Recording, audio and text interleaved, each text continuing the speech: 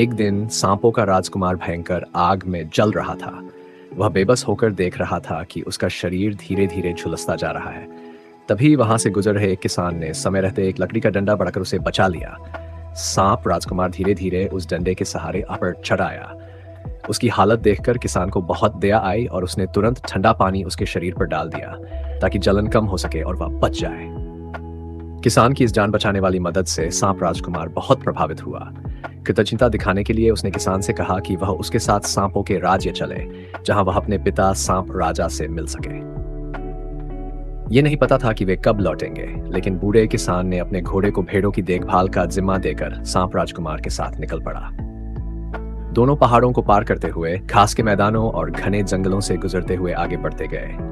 कुछ ही समय में वे एक बड़े पत्थर के पास पहुंचे। दुबला पतला सांप राजकुमार सीधे एक बिल में घुस गया और किसान से कहा कि वह पत्थर को हटाए। किसान ने लकड़ी के डंडे से बड़ी आसानी से पत्थर को हटा दिया। इसके बाद दोनों सीढ़ियों से नीचे उतरने लगे। अचानक किसान की आंखें चौंधिया गईं। गुफा के नीचे एक भव्य महल था जो सोने की रोशनी से चमक रहा था। महल के दरवाजे पर 2000 साल पुराने विशाल आध्यात्मिक सांप पहरा दे रहे थे।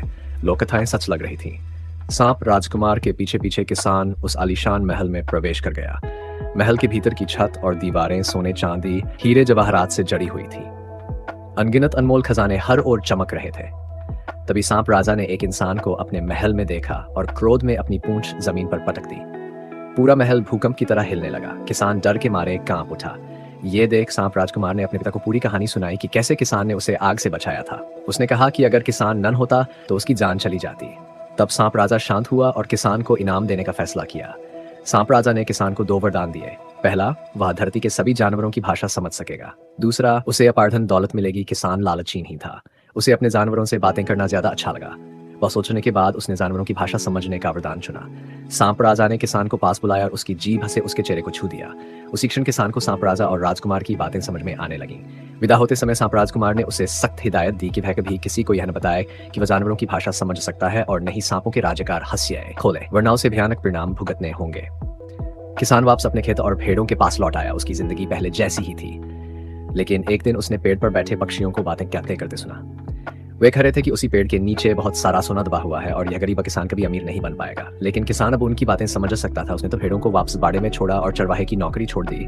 रात होते ही वह कुल्हाड़ी लेकर उस पेड़ के पास गया और पेड़ काट दिया। पेड़ गिरते ही उसने मिट्टी खोदी और वहां से सोने से भरी टोकरी निकल आई। किसान की किस्मत बदल चुकी। उसने उस धन से एक बड़ा घर खरीदा, सैकड़ों बीघा जमीन ली, खेती शुरू की और अपनी पसंद की लड़की से शादी की। जल्द ही उसके घर में खुशियों ने जन्म लिया और उसका जीवन सुख समृद्धि से भर गया।